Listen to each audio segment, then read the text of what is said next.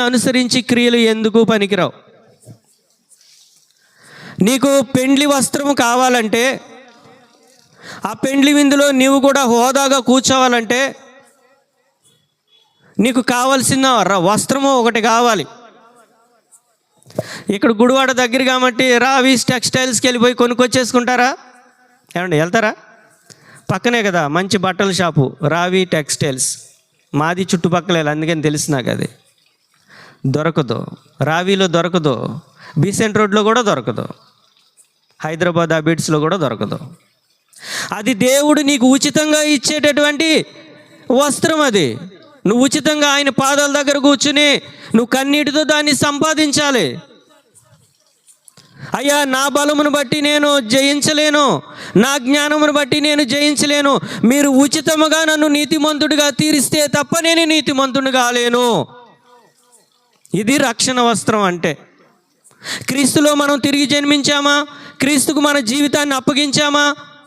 క్రీస్తు చెప్పినట్లుగా మనం బ్రతుకుతున్నామా? ఆయన కనుదృష్టిలో మనం ఉన్నామా?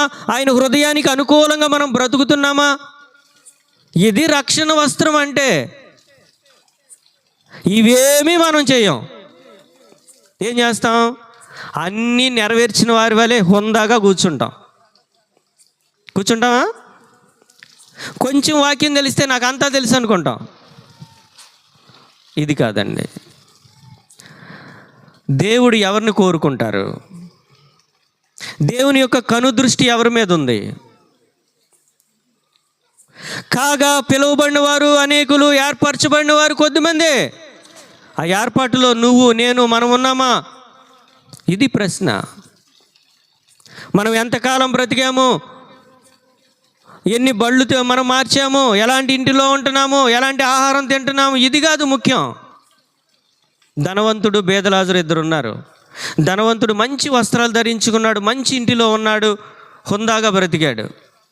బేదలాజరు ఉన్నాడు, దరిద్రుడు, తింటాకి లేదు, ఒళ్ళంతా కురుపులే. ఎవరు విలువగా ఉన్నారు? మనం బ్రతికే బ్రతుకు కాదండి విలువ. ఆయన దృష్టిలో విలువైనది ఒకటి ఉంది. పేతురు రాసిన పత్రికలో పేతురు చెప్తాడు, జడలు అల్లుకొనుటయు, బంగారు నగులు పెట్టుకొనుటయు, మంచి వస్త్రములు ధరించుకొనుటయు, వెలుపటి అలంకారము మీకు అలంకారముగా ఉండక. ఎలాంటి అలంకారం మనం చేసుకోవాలి? సాధువైనట్టు, మృదువైనట్టు గుణమును, అక్షయ అలంకారము గల మీ అంతరంగ స్వభావము విలువగా ఉండాలి. ఇది దేవుని దృష్టిలో విలువైనది.